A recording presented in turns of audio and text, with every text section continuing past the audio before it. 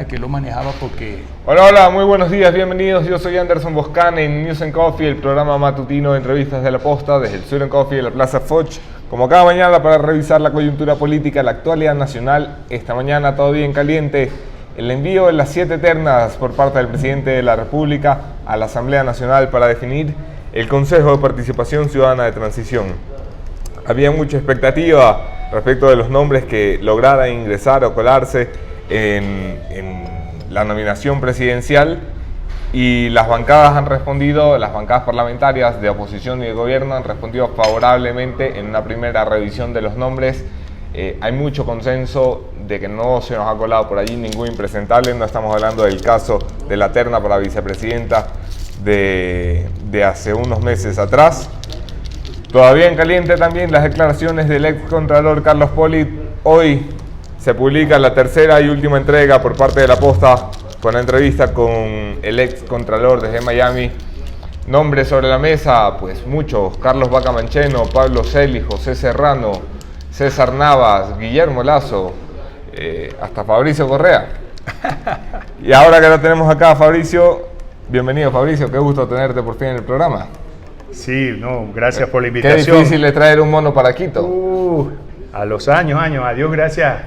En la costa, como te contaba en off, la cosa está bien porque el camarón está bien y la empresa familiar, que ya cumple 34 años ahora en julio, Aplitec, diseña y fabrica bombas axiales para meter agua en camarón y sacar agua lluvia.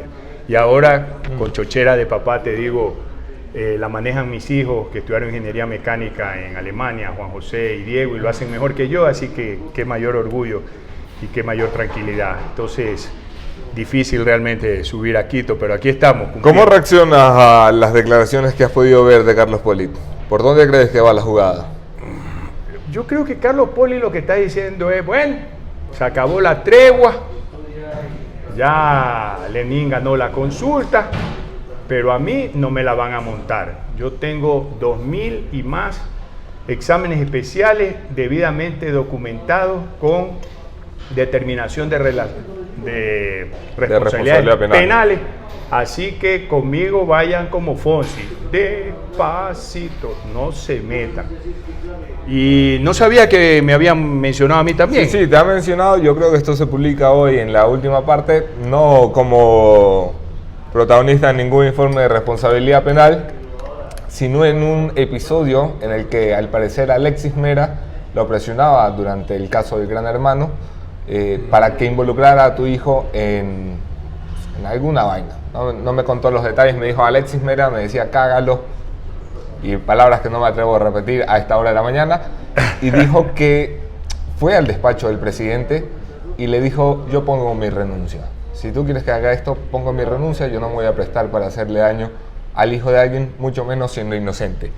Es algo que viene de su propia boca y bueno, te lo quería consultar a ver si la memoria te trae algo a la mente. No, de ese episodio no sabía, y como padre y como ser humano hay que ser agradecido con Poli, más allá de su cuestionamiento, por ese acto de decencia.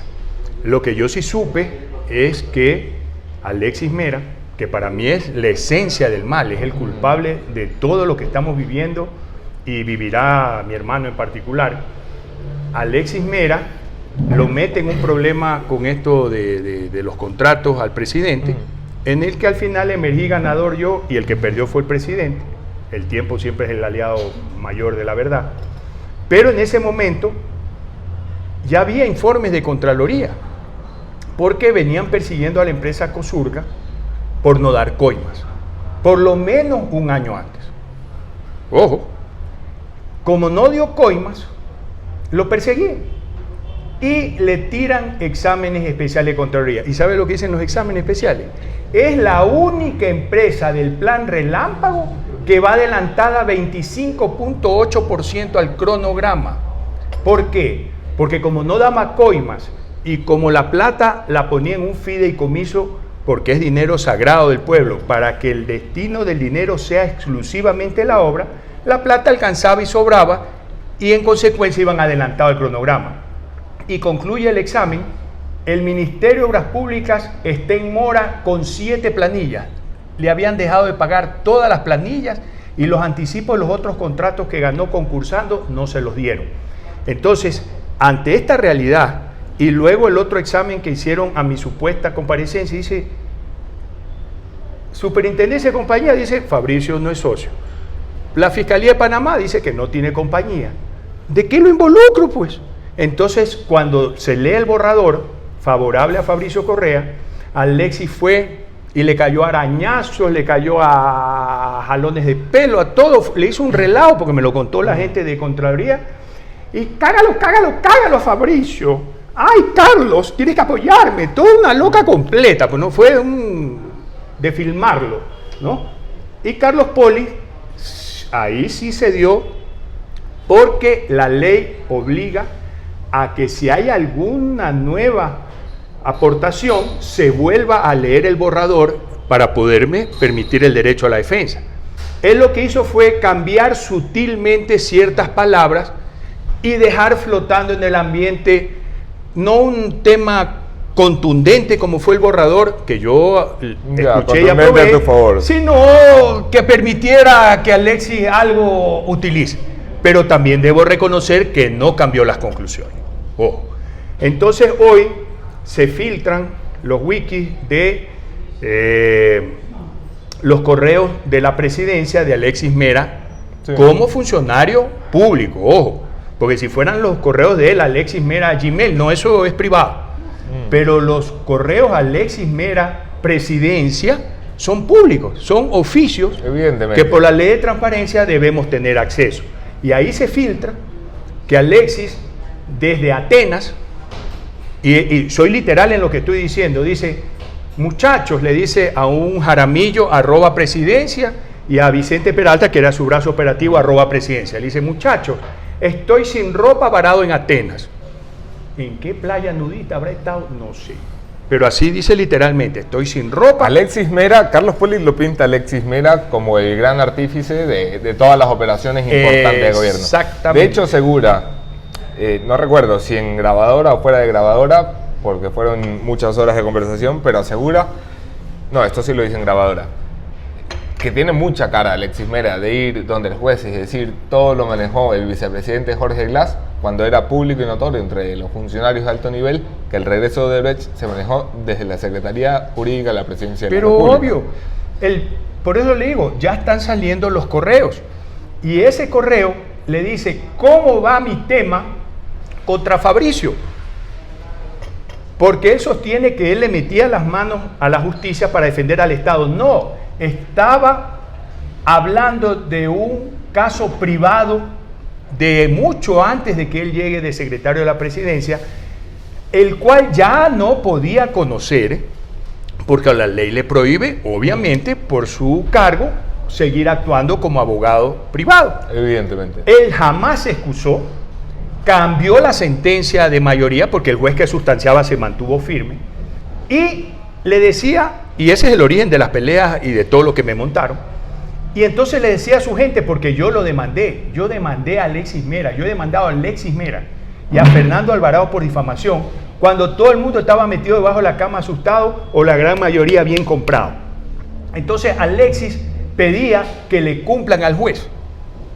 Preguntaba, ¿cómo va? Entonces le responden su ayudante, es que el juez dice que no le hemos cumplido. Entonces desde Atenas, ahí dice que está sin ropa, varado en Atenas, le dice, habla con Jorge Elías Guate Rezuán, por eso le sé los nombres completos, Jorge Elías Guate Rezuán, presidente de la CFN, y dile que le cumpla. Y si no te hace caso, dile a mi mano derecha, Vicente Peralta, que vaya directamente de parte mía. Está documentado cómo compraban los jueces. Y de eso hay para votar para arriba. Sí, evidentemente. Vamos a ver si en esta época de transparencia me cumple la presidencia de la República con entregarme oficialmente los correos, porque vuelvo a insistir, estoy solicitándolo, porque son documentos públicos en los cuales no solo por la ley de transparencia, sino porque me incumben a mí, tengo el derecho a tener acceso y con eso empezar las demandas. ¿Te sorprende que Alexis Mera no esté involucrado en ningún proceso judicial a la fecha? Sobre todo después de declaraciones del delator de Odebrecht diciendo, mira, le dimos un montón de dinero a Carlos Pareja Cordero para que se lo entregara a Alexis Mera. Pero ya le va a llegar, ya le va a llegar. Acuérdate que siempre los asesores jurídicos, y en esto qué bueno que el COTAD ya hace responsables de los municipios y las prefecturas, no solo al alcalde y al prefecto, sino al síndico. Porque el síndico es el que te dice qué no hacer, qué sí hacer y cómo hacer. Pero ¿qué pasa con el secretario jurídico de la presidencia? Le hace un informe al presidente y le dice, salvo su mejor criterio, y se lava las manos. Y lo deja colgado la brocha. Ahorita se la montó, como tú bien dices, a Glass, ¿no? Sí. Y le dijo, no, el presidente Correa y yo no sabíamos nada, nosotros le delegamos y allá él. Entonces Glass, ¿qué hace? Se resiente, además está en una cárcel. Seguramente la esposa le dice, viste, como yo te dije que no creas en Rafael, te ha dejado botado, mira que viene a Ecuador, no te visita, ya los amigos también. Entonces cuando recibe esa traición, pues no, porque eso es una declaración juramentada ante el tribunal que lo juzga. Glass, ¿qué ordena? Le dice a su abogado, convoca como testigo a Correa. Le está diciendo bien clarito, si me hundo yo, nos hundimos todos, bien clarito. Y es más grave para el público que no tiene por qué conocer a fondo estos temas. Es más grave porque era obvio que llamar a Rafael a comparecer como testigo ya era extemporáneo, como en efecto le contestaron los jueces. Ya pasó el momento de llamar testigo. Entonces era única y exclusivamente una amenaza. Un mensaje. Rafael responde a esta amenaza porque le había declarado antes a la prensa que no había tenido chance de visitar a Glass, que la agenda era apretadísima. Deja botada toda la agenda apretadísima y al día siguiente comparece en la sala y le da el abrazo. Porque esa era la foto de la visita, la primera. Evidentemente. ¿Ya? Entonces está clarito que esto, como dije en un tuit que se viralizó, esta pelea al interior de Alianza País es balacera en ascensor. No se salva a nadie. Todos le conocen los pecados a los otros miembros de la banda. Y Lenín está amenazado, pues. ¿Por qué? Porque Rafael le dijo, Lenín, ¿y cómo así a los 10 años vienes a descubrir la corrupción si 6 años fuiste de la banda? Del gobierno, le dijo, le hace la banda, ¿no? Y Glass se lo puso por escrito. Entonces, Lenín, como le digo yo, tiene que ir como Fonsi, despacito. Y yo creo que una vez que se cumplió con legitimar el gobierno y pedir el apoyo para la consulta y ganar la consulta, ya empiezan a verse los resultados. Entonces, que ahora vienen las bajas revoluciones en la lucha anticorrupción. Pero yo lo tengo claro, pues, ¿cómo se explica que a Capaya lo declaren inocente en un tema en que la repotenciación de una refinería vieja de los 80 costaba 180 millones y termina costando más de 2.000 millones, que la refinería más fina de última tecnología de 2025 no cuesta eso? Está clarito, pues. Capaya lo que está diciendo es cacho, donde se me carga mucho, yo canto más bonito que Julio Jaramillo. Hombre, pero se va a revisar el proceso de Capaya para ser justo con la Fiscalía General. Va a subir a consultas al despacho de Tania Moreno. Yo lo que sí sé es que el señor Capaya sabe demasiado. Y como decían en la Cosa Nostra, hay que matarlo, sabe demasiado.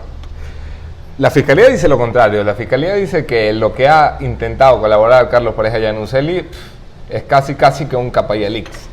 Información sin ninguna utilidad para un proceso judicial. Y también dijo el fiscal Vaca que no se podía recuperar el billete. ¿Cómo no se va a poder recuperar el billete si tiene una ley de vómito prieto, la ley de enriquecimiento injustificado para que hagan vómito prieto todos estos revolucionarios pillos? Así como lo abrocharon al ex ministro Espinel, pues. Oiga, linda su casa, ¿no, ministro? Uy, muchas gracias. ¿Y cómo la compró? Y se acabó pues ya la investigación, pues no tiene cómo justificarlo. Y los casotototes y los carrotototes, entonces por ahí se comienza. Pero si usted ve la sentencia contra Glass, no lo obliga a devolver el billete. Claro. Entonces, buen negocio, pues. Buen negocio. Ahorita en la apelación le dicen, uy, señor Glass, 1000 disculpas. Lo han sentenciado con el Código Penal anterior y le toca el Código actual porque como es más benigno, porque Alexis también hizo que las penas bajen. ¿No? Abramos un paréntesis. ¿Por qué este señor es el eje del mal? La esencia del mal por el cual Miñaño va a pagar años en la cárcel. ¿Tú estás convencido de eso? Pero está cantadito. Además, no solamente hay los temas de las pillerías de la Revolución Ciudadana, está todo el tema del 30S, pues. Eso es crimen de lesa humanidad, pues, ¿no? Y yo he tratado de cuidar ese tema porque jamás fue secuestro, jamás fue, pero esa es otra conversación. Y a mí los verdes, esos radicales, me dicen, ya pues Fabricio, si siempre hubo corrupción. Ah, sí, pues, el pecado viene de Adán y Eva, pues. Pero antes había corrupción, se la denunciaba, se la perseguía, se la sancionaba. Ah, que el pelucón, el encorbatado tenía privilegios y al pobre que se roba la gallina. El típico discurso socialista, ¿no? Sí, pero se lo cogía a precio y se lo sancionaba. No sale el presidente a defenderlo. No sale a defenderlo el presidente. Pero en la Revolución Ciudadana, la corrupción se hizo política de Estado. Escúchenme, política de Estado. Y se institucionalizó la impunidad. ¿Cómo comenzó Alexis? Debilitando Contraloría. Ya no hay examen a las bases, para que las bases sean neutras, sean objetivas. No. Entonces ya todo sale con dedicatoria. Luego de eso, auspició las emergencias para todo. Yo sí le dije, se lo puse por escrito a mediados del 2008, por eso la gente dice, ay, que la pelea. No, si yo ya este tema, cuando Rafael ya no me quiso escuchar al año de su gobierno, mediados de 2008, se lo puse por escrito de puño y letra para que esté claro que era yo, porque yo no sabía que se iba a quedar 10 años en la presidencia, y al cabo de los 4 que le tocaba cumplir, venía el contragolpe y mi mamá me podía reclamar, mijito, usted como hermano mayor, ¿por qué no lo cuidó como siempre? Me podía decir mi cuñada Ann, Fabricio, ¿por qué tú no le dijo a usted que tenía experiencia? Entonces yo lo puse en manuscrito. ¿Ya? Y ahí le digo, yo entiendo tu apuro, yo entiendo tu urgencia, pero no se resuelve con emergencia. Te están haciendo la fiesta en el plan relámpago. Haz concursos, los concursos te libran de todo mal. Y como nunca presento un problema sin proponer soluciones, le digo, usa la ley de Corpecuador, que el procurador te autorice usar la ley de Corpecuador, que hace precalificar las compañías y concursos cortos y rápidos. No, nunca me contestó, pero ahí está la carta, que además se hizo pública, era una carta privada y se hizo pública. Entonces, Alexis empieza a hacer emergencia. Luego de eso, empieza también a manejar, porque él siempre fue el que manejó la Procuraduría. O sea, el Contralor Poli sí se resistió, pero la Procuraduría firmaba lo que le mandaba Alexis. Hombre, porque Diego García viene de trabajar con Alexis Mera algunos años antes de la Revolución Ciudadana. Toda la vida. ¿Ya? Luego de eso, cambian el Código Penal y disminuyen las penas. Entonces, ¿cuál era el modus operandi? Si cogía a alguien Oxay, a un revolucionario, y lo denunciaba, el denunciante era el perseguido. Pero judicialmente, y más grave, porque yo digo, antes en las revoluciones, al opositor en Nicaragua, lo ponían contra la pared, lo fusilaban y se terminó tu dolor. El de la viuda dura 2 o 3 años más hasta que se case de nuevo.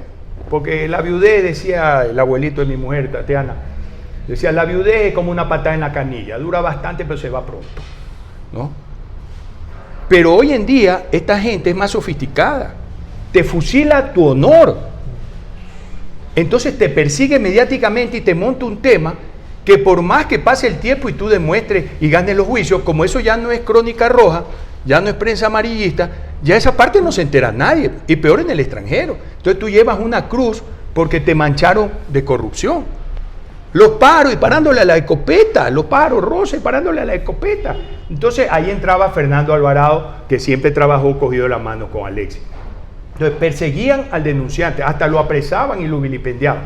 Cuando eran tan giles que se dejaban sorprender como Pedro Delgado, el primo, lo dejaban escapar. Y por último dijo Alexis, si son tan bueno, hasta Teresa Yanuseli dijo que no dejaron escapar. Pero claro. Le mandaron una llamadita desde Fiscalía de la era de Galo Chiriboga y le dijeron, vamos por ti. Entonces, Alexis decía, y si es tan pendejo el reto para otra entrevista, y lo apresan, bajémosle la pena. Entonces, usted ve que en el COIP, en el Código Orgánico Integral Penal, ya el peculado bajó de 20 años a 13 nomás. Entonces aquí con la buena conducta, con pague la mitad y todas las cosas, no los hacen devolver el billete y al final del día, en el peor escenario, ¿qué les toca? Pagar 1 año, 2 años de cárcel, pero se van con cientos de millones, pues. Entonces eso es a lo que estamos asistiendo. Luego de cerrar el paréntesis, porque todo esto fue orquestado por Alexis, la persecución a los jueces. Él reconoce soberbiamente que él le metía la mano a la justicia. Ya estoy demostrando que no era para defender al Estado, sino sus intereses personales. Se da el lujo... Y así fuera para defender al Estado, hombre. Y se da el lujo de enviar una carta a todos los presidentes de cortes provinciales diciendo, ¡ay del juez que falle contra el Estado! ¿Qué está declarando? La impunidad del funcionario público, pues entonces a robar se ha dicho, si nadie nos va a sancionar. Entonces, esa es la esencia del mal y eso es lo que hay que recuperar con este nuevo Consejo de Participación Ciudadana. Cuando Lenín Moreno entra al gobierno y propone pero aquella cirugía mayor a la corrupción. Entonces, Moreno está bajo amenaza. Su entorno está bajo amenaza. Y nos está dando muestra de que si hay un legítimo interés de mejorar la institucionalidad con gente buena para el Consejo de Participación que va a nombrar las nuevas autoridades de control. Y yo aplaudo eso porque el mensaje implícito que está dando es, señores, yo no tengo miedo de nuevas autoridades de control porque no tengo rabo de paja, porque lo demás está demostrando que sí, y eso es lo que me dicen en las calles y las redes. Llega Lenín Moreno a gobierno, propone una cirugía mayor contra la corrupción. ¿Esa vaina ha empezado? ¿Esa vaina va a empezar algún día? Lo hace pero lento, lo hace pero en apariencias. A ver, debemos ser justos en todo esto. A él le dejan un paquete armado, Rafael, de autoridad de control para proteger a la banda rosa, ¿no? De funcionarios que son, desde el gobierno de Rafael, funcionarios. De asambleístas. De asambleístas, que era un bloque que ya está dividido. Desarmar esto es una labor, como dice él, de cirugía, ¿no? Y debemos reconocer que ha ido bastante bien, bastante bien. El tema es el día después, porque una de las cuestiones, una de las motivaciones por las que ha ido bien es porque de alguna manera los ecuatorianos dijimos, démosle una tregua al presidente, démosle una tregua, ¿no? Él es cuña del mismo palo. No hay mejor cuña que la del mismo palo. Entonces aquí hay dos males que hay que corregir ya. La reelección indefinida y las autoridades de control alcahueta. Y para eso se necesita una consulta, entonces no jodamos hasta que gane la consulta. Pero hoy, desde el 5 de febrero, el presidente tiene que dedicarse a gobernar. Porque la situación económica está más apretada que pantalones de torero. Se decía muchas cosas, hombre. Se decía, Lenin gana el 4, el 5 ya hay pedida masiva de renuncia en todo el gabinete, va a haber cambios profundos, que es que todo eso está todavía en tiempo de espera, Fabricio. Sí, y una vez más, yo creo que he sido muy duro para exigir resultados al presidente, pero tengo que ser justo. El cambio de estilo de esa agresión que nos tenía sometido Rafael al tono conciliador de Lenín, hizo que nos quedemos con la forma y no con el fondo. Lenín no nos ha engañado. Lenín siempre ha dicho, vamos a profundizar la revolución ciudadana, la mesa no ha estado servida, vea, pero... O sea, él nos dijo la verdad. Y el camino es el socialismo del siglo XXI. Y todos decimos, pero si eso nos conduce a Venezuela, sí, pero eso es lo que él cree, pues. Y como él tiene... ¿Y tú crees que está empeñado en eso? Es que él tiene un asesor, por eso la importancia de Eduardo Mangas, el ex secretario de la presidencia, que sigue siendo poderoso, ¿no? O sea, cayó en pecado. Está en la Secretaría Nacional de Inteligencia. Cayó en pecado y le dieron un retiro dorado, ¿no? Pero él es vital, ¿por qué? Porque Nicaragua es un modelo de socialismo del siglo XXI exitoso. Ortega, el presidente de Nicaragua, era comandante sandinista de la guerrilla que combatió la dictadura de Somoza. Y resulta que ahora hay una dictadura civil que lleva más tiempo que Somoza y es más perversa que la de Somoza, porque el presidente es él, la vicepresidenta la esposa, los ministros los hijos, terrible. Pero desde el punto de vista revolucionario es un proceso exitoso. No es como el de Venezuela. Evidentemente. Entonces, ¿qué hace? Se lo traen este asesor, que dice, yo tengo la formulita. Y por eso él declara, ahora sí somos de izquierda, porque a Rafael siempre lo han considerado traidor, porque Rafael era populista, estaba con los de izquierda cuando le convenía, con los de derecha cuando le convenía, con los del centro. Él era él y punto. Ya.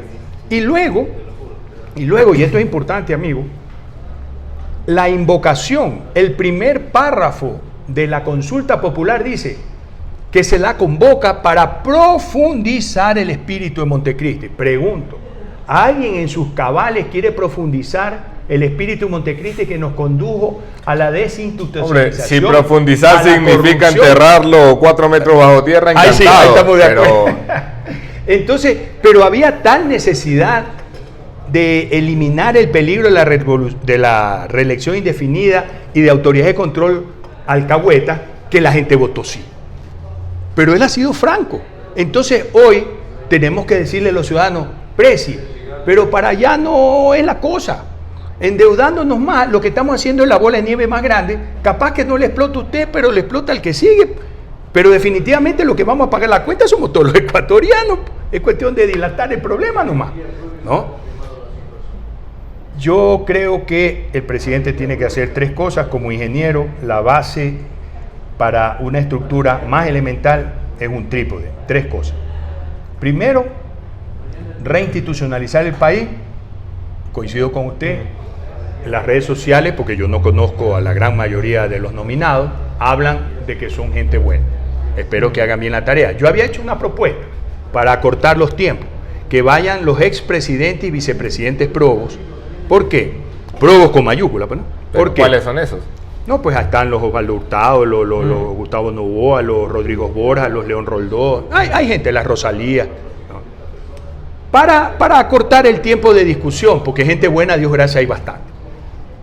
Esa gente pues ya recibió el juicio de la historia favorable, está por encima del bien y del mal, ya quieren trascender, son ochentones la gran mayoría, ya no están por el poder ni el billete, y con el cargo que ostentaron tienen experiencia para saber qué perfil se requiere para autoridad.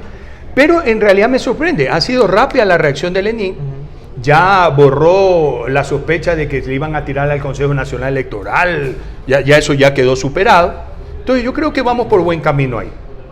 Segundo, legitimar su gobierno con la lucha contra la corrupción. Ahí sí tenemos que ir con todo y empezar a recuperar billetes. Y ahí ya lo veo gaguear. A la hora de recuperar los billetes. Y de perseguir de verdad la corrupción.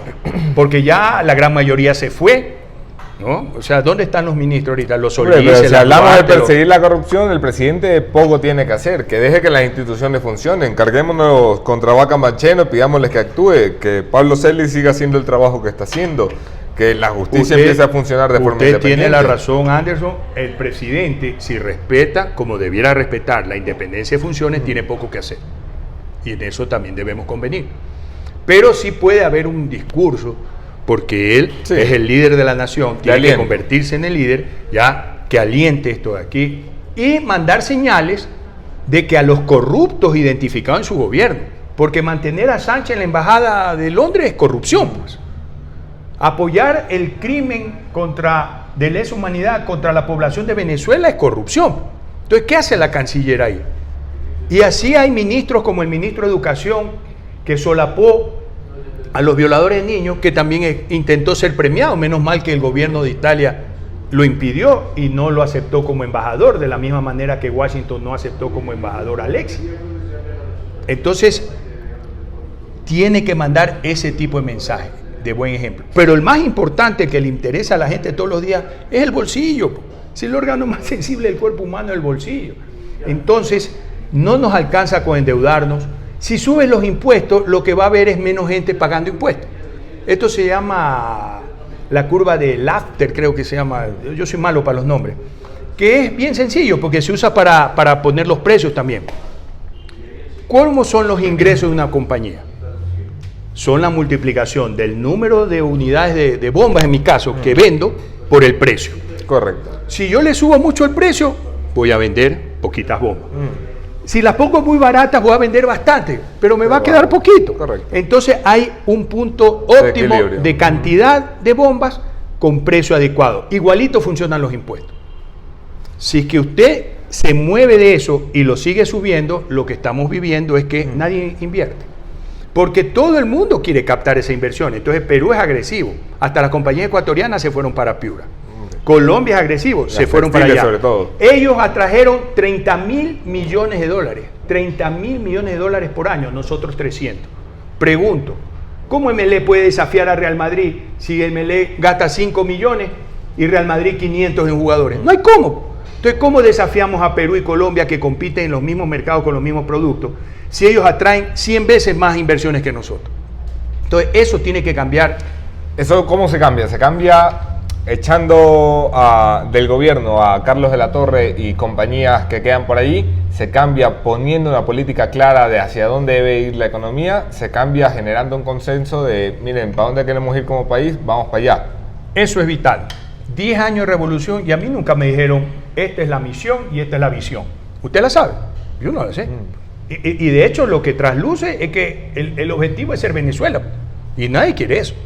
Entonces lo primero que uno hace en una empresa, y Ecuador es una gran empresa de todos los ecuatorianos, es decir, para allá vamos. ¿Cuál es mi propuesta? Porque yo siempre doy soluciones. Nosotros los ecuatorianos vivimos en un paraíso. Lo reconocen los jubilados del mundo que lo ubican siempre como primero o segundo destino para vivir el retiro. Y por eso mismo somos vagos, somos cómodos, nos gusta la fiesta, tenemos sangre española, pues. Entonces, ¿a qué nos tenemos que dedicar? Al turismo, pues. Y el turismo gana billetes farreando con los gringos. ¡Belleza! De lujo, denme dos trabajos a mí. Sí, belleza, pues está bien. Entonces, para eso tenemos que decirle, a ver, ecuatorianos, la gran mayoría estamos de acuerdo con eso. Ya, ok, 0 emisiones, vamos a hacer todo con hidroelectricidad, para que el jubilado tenga ese gancho único en el mundo. Un país con el aire más prístino y más puro, más allá de la biodiversidad. Ok, y nos empezamos a diferenciar. ¿Qué más? Carretera. Vamos a dar las mejores vías, pero las vamos a dar a los privados que hagan inversión de riesgo. Que no nos valga 16 millones de kilómetros, hombre. Y entonces ahí vamos construyendo. ¿Por qué? Porque todos estamos orientados para allá. Y al que no le gusta la farra, a ese hace la administración, ese hace las otras cosas que hay que seguir haciendo, ¿no? Sí. Entonces, ya ahí ya tenemos una misión. Luego, primero es la política. A ver, en base a esa política, ¿nos vamos a cerrar o nos vamos a abrir a los mercados del mundo? Nos tenemos que abrir, pues. Si esto es un concurso internacional en que todas las naciones están buscando dónde vender, abrir mercados y de dónde atraer inversiones. Y eso solo se logra abriéndonos y compitiendo. En cosas, ¿vamos a perder en algunas cosas? Sí, hay otros más competitivos, pero en la gran mayoría vamos a ganar. Oiga, nosotros somos número 1 en cualquier cantidad de cosas. Usted vaya a cualquier parte. Yo cuando voy a Chile a visitar a mi hija, lo primero que le ponen en la carta es camarón ecuatoriano. Correcto. Es el número 1. Nuestra banana es la mejor del mundo. Nuestro cacao el mejor del mundo. El café está posicionado el de Colombia, pero el de nosotros es mejor. Y así le puedo enumerar todo. No hablemos del clima, no hablemos de la biodiversidad. Hombre, la ventaja de ser un micropaís que en Ecuador, 24 horas está en las 4 regiones. Ecuador es chiquitito. Es chiquitito, pero tiene más biodiversidad, sin contar Galápagos. Dejemos afuera Galápagos. Tiene más biodiversidad que Brasil. Sí. Porque Brasil no tiene nieve. Todo queda cerca, la gente es amable. Lo reconocen en los migrantes que se han ido a cuidar viejitos a Italia, España. Pero para esto se necesita voluntad. Primero, una declaración. Tenemos que alinear al país. Luego, políticas consistentes. Y finalmente aterrizar eso ya en leyes y todo. La primera, no hay nada más nervioso, Anderson, que un billete verde. Son nerviosísimos. Entonces usted le tiene que dar estabilidad. Y aquí cambiamos a cada rato. Luego tiene que hacerlo atractivo, como Perú, Colombia, te vamos a exonerar tantos años de impuestos, vamos a flexibilizar la cuestión laboral, hay una serie de cosas que hay que hacer. Pero la más importante de todas es el arbitraje internacional. Esto es igualito que el fútbol. En la final del campeonato, si el árbitro local no da garantías, usted trae árbitro extranjero. La justicia no da garantías en Ecuador y con Alexis Mera se pervirtió como nunca en la vida. O sea, nunca habíamos estado tan mal en la administración de justicia. Por lo tanto, es obligatorio, es la primera condición que los inversionistas extranjeros puedan acudir, porque siempre va a haber fricción en las relaciones, a un arbitraje internacional. Tanto es así. Bueno, si nos tumbaron en la última semana el gobierno de Rafael Correa los tratados bilaterales de inversión que protegen las inversiones para que podamos ir a arbitrajes internacionales. Entonces ¿quién? ¿Cómo atraemos? Entonces, ¿Cómo atraemos inversión? Fíjese que China que no solo que no confía en Ecuador, porque los préstamos soberanos son con la sola firma del Presi, es la garantía del Estado que dice, yo soy serio y te voy a pagar. ¿No? China dijo, no, Chinito no chelcojulo, a mí me da garantía petróleo. Y es un préstamo garantizado. ¿Cómo lo que preventa? Todo eso no es legal, la preventa no existe. Es un préstamo cuya garantía es petróleo. Es un préstamo con garantía de petróleo. Y aún así nos obligó a poner en los contratos una cláusula arbitral. Más claro no se puede hablar, pues.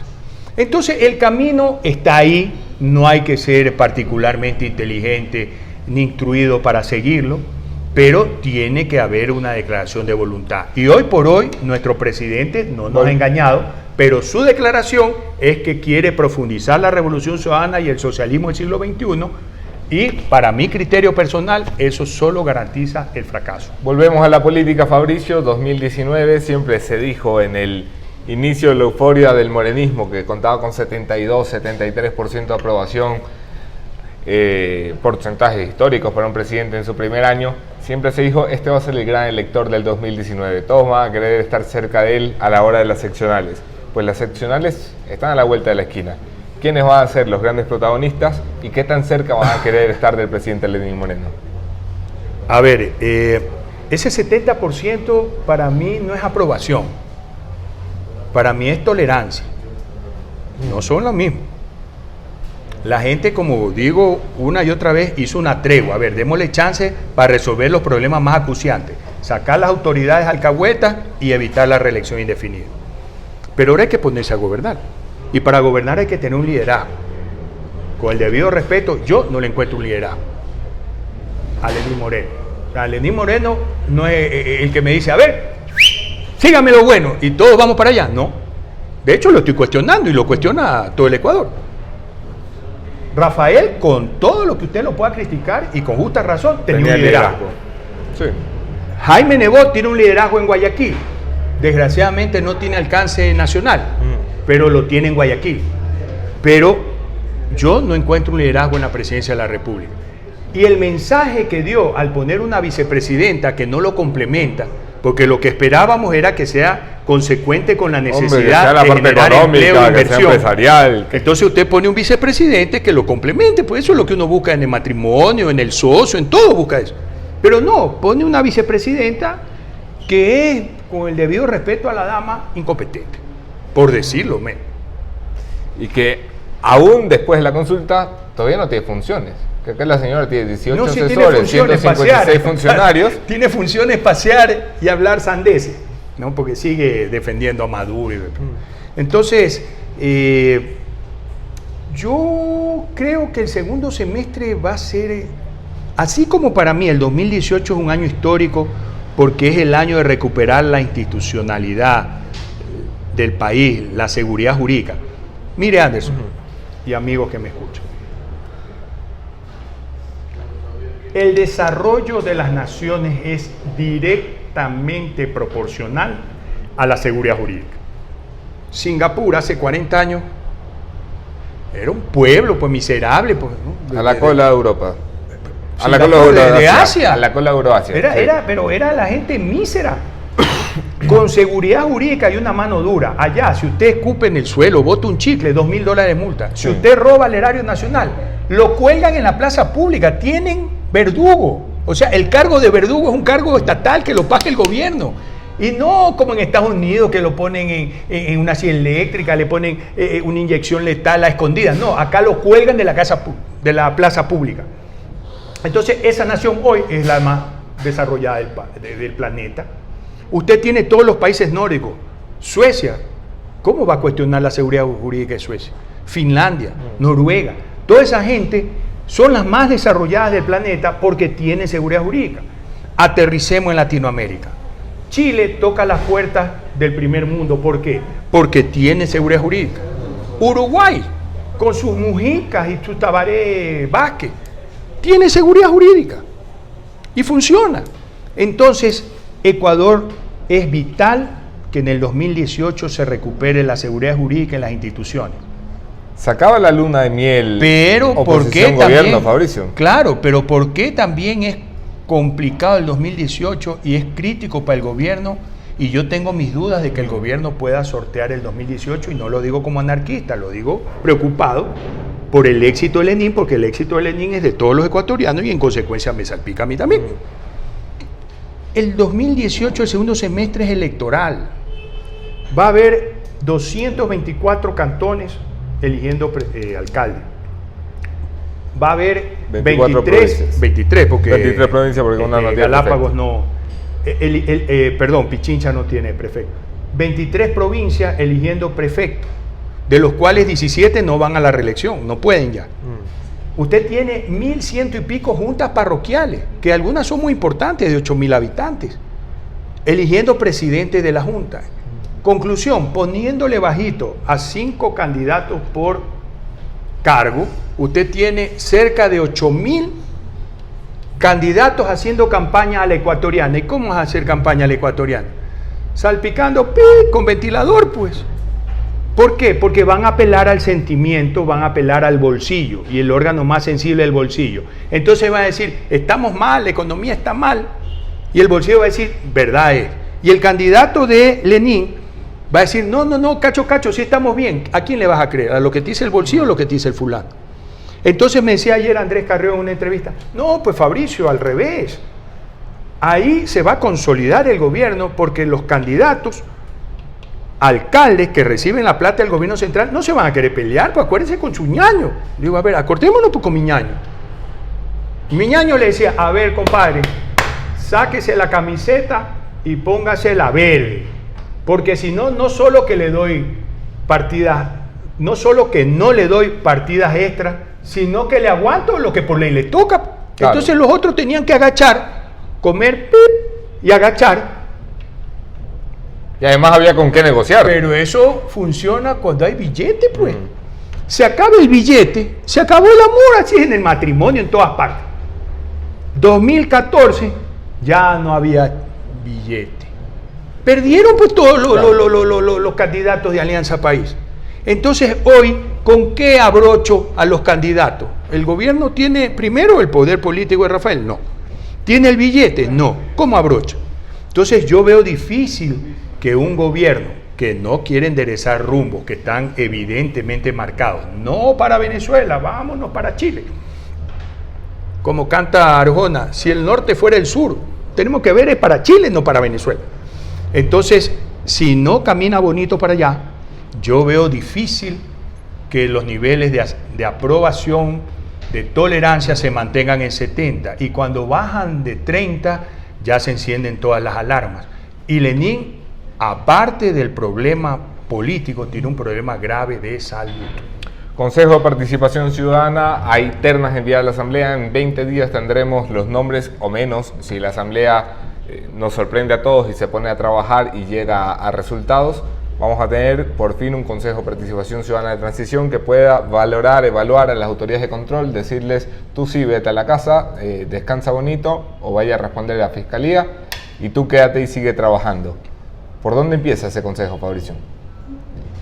Yo creo que lo más crítico siempre va a ser fiscal y contralor, porque ahí es donde se combate la corrupción. ¿Cómo valoras a los dos? Vea, yo lo valoro muy mal, pues, o sea, además Carlos Poli nos está cantando clarito de qué se trata la fiscalía y el contralor subrogante. Pero más allá de eso, siempre yo hago esta reflexión.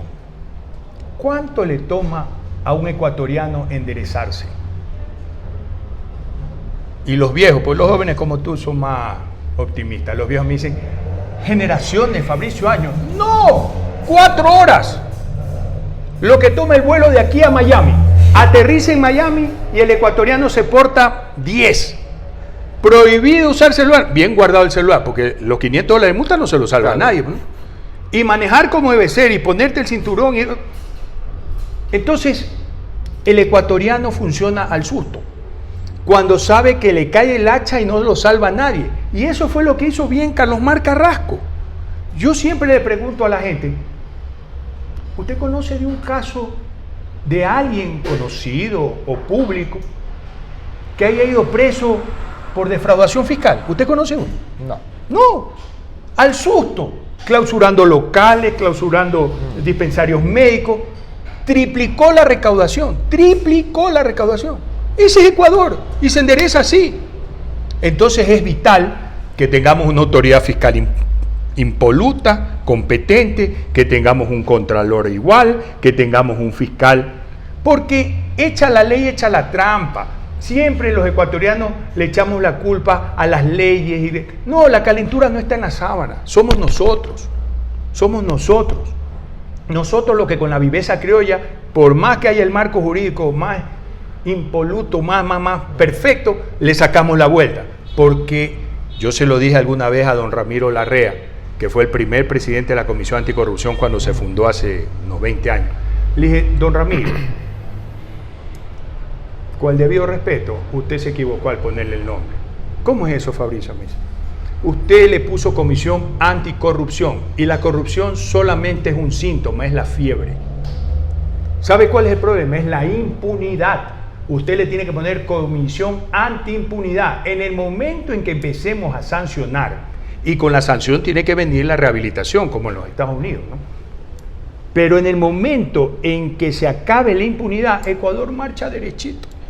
Entonces, yo creo que ahí tenemos que concentrar los primeros esfuerzos de la Comisión de Participación Ciudadana. Cerramos este espacio siempre de la misma forma. Fabricio, te doy una lista de nombres, tú me dices lo que quieras decir al respecto. Cuando escuchas a Alexis Mera. Es la esencia del mal. Gustavo Yaik. No lo conozco suficiente. ¿No puede valorar su trabajo? O sea, a ver, todas las autoridades de control, YALC, el procurador, todos son alcahuetes, por lo tanto deben ser sancionados. Bien José clarito. Serrano. También. Presidente, el Chapo presidente Serrano. Lenín Moreno. No piense mal, porque se da cuenta, bebé. No me va a meter en problemas, hombre, que pero es por es el presidente de la Asamblea Nacional. Es por bajito, pues el Chapo. No piense mal, usted es mal pensado. Presidente Lenín Moreno. Y este es el último nombre, este es un peligro, hombre. Que Dios lo bendiga, Lenín Moreno. Gracias por estar aquí, Fabricio. Qué gusto tenerte. Gracias a ustedes por conectarse, sus preguntas, sus comentarios, sus likes, sus compartir y todas las cosas importantes que hacen por nosotros cada mañana. Estaremos aquí mañana, otro tema, otro entrevistado, mismo entrevistador. Soy Anderson Boscan desde el Swing Coffee del Plaza Foch. Ahí se ven.